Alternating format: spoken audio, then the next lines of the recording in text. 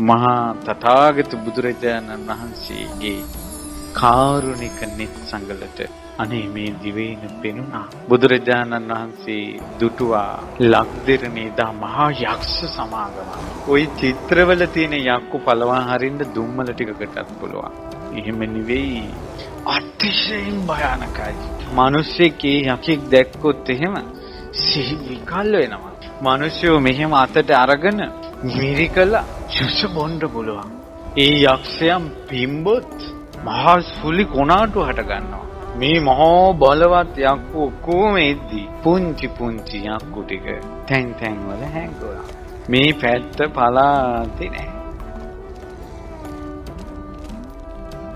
අන්න බුදු කරුණාවෙන් දුටුවා. එදා හවස් කාලේ සියලු දෙනා එකතු වෙච්ච වෙලාවේ භාග්‍යවතුන් වහන්සේ ඉස්ලාම වැස්සක් එන්නේරියා. මහා වරුසාවක්, හද්දා වරුසාවක්.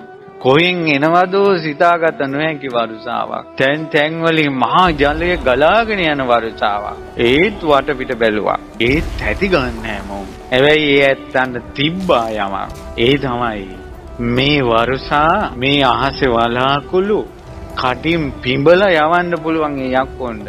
උන්ට පිඹින්න වලාකුළක් පේන්නේ නැහැ. ඒත් වැස්ස වහිනවා. ඊට පස්සේ බුදුරජාණන් වහන්සේ 이르දියක් කළා කියන නවවිධ වරුසාව. නවවිධ වරුසාව කියලා කියන්නේ ගල් වරුසා. අහසින් ගල් එනවා මේ හිස ළඟින් යනවා, වැදෙන්නේ නැහැ. හිස ළඟින් යනවා. ඊතල වරුසා. මේ එනවා. ඒකට එහෙට මෙහෙට වැද්දෙනවා බයට. හැබැයි වදින්නේ නැහැ, හිස ළඟින් යනවා. පුදුම වෙහෙසක් දරුවා කියනවා. හති දාගෙන ඇස් ලොකු වුණා, තෙටි ගත්තා. අධික සීතල දැනෙන්න ගත්තා. එචැනින්ම මහා අන්ධකාරයක් පැතිරිලා ගියා. එදා ඒ රෞද්‍ර බව දෙවෙනි උනේ මාර පරාජයට. ඊට පස්සේ බුදුරජාණන් වහන්සේ අර අන්ධකාරය අතරේ ආකාශයේ එළිය පැතිරිලා ගියා. සඳක් පෑවුවා වගේ, ඊරමලක් පෑවුවා වගේ. එකන එළිය තියෙනවා. මේ අඳුරුයි. ඊටසර යක්ෂයන්ට ආයුධයක් අතින් ගන්න හයියක් නැහැ. ඒවා වැටිලා දැම්මා. යුද්ධයකට යන්න කතාවක් නැහැ, වැටිලා. එකම සරණක් පිහිටක් හොයනවා. ඕන් සීලු දෙනාගේම අපේක්ෂා භංගත්වයට පත්ලා තිබ්බ අද ඉවරයි කියලා. උපන් තෙකට අවුරුදු කෝටි ගණන් ආයුෂ ඇති යක්ෂයන්ද කාශ්‍යප බුදුරජාණන් වහන්සේගේ පටන් මේ යුගයේ දක්වා මේ ඝනකඩ බොල් මහ පොළොව යොදුන් ගානක් ඉස්සෙනකල් එවැනි දෙයක් නම් ඕනේ. ඒ මහා භයානක දේ ඉදිරියේ අර ආලෝකයේ දිස බැලුවා. ඒ තුලින් රන්වන් රුවක් පේනවා. කිව්වා යක්ෂය.